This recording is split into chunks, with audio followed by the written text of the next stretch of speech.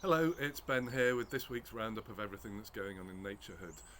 Now this week my hunt for signs of spring has been a bit fewer and further between, so I'm just here with my bird feeders, which we cleaned out a few weeks ago.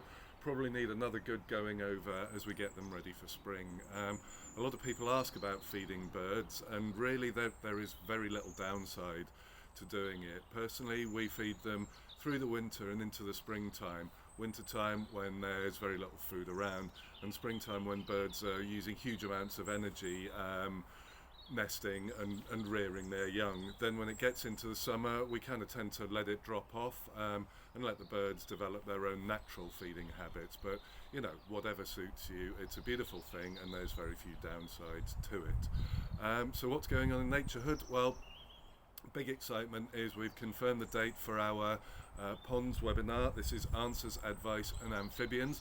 We've got a couple of colleagues joining us from Frog Life, and our very own Kez from Earthwatch's freshwater team are going to be joining in a question time style format, answering all your queries about what's going on in your pond and how you can make it a better resource for wildlife.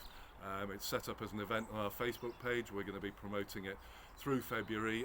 Do please register, book early to avoid disappointment. In other Earthwatch news, our Earthwatchers platform has now been launched, and this is a fantastic resource where you can get involved in other citizen science projects that Earthwatch run if Naturehood isn't satisfying your every ecological need, and of course why wouldn't it. Currently on Earthwatchers we've got Riverwatch, which is a citizen science initiative around waterborne plastics.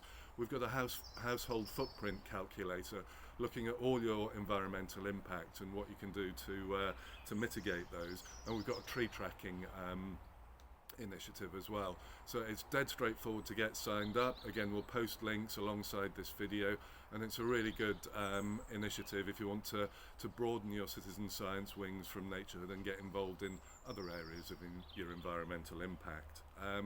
This week, as I mentioned, is all about bat boxes. We don't have our own Naturehood guides to bat boxes, but we do use the fantastic resources that colleagues at the Bat Conservation Trust have done.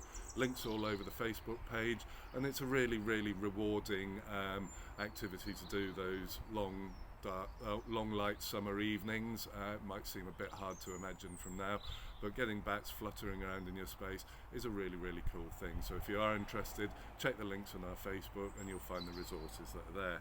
Next week it's time to get physical as we ask everyone to start pulling up the paving.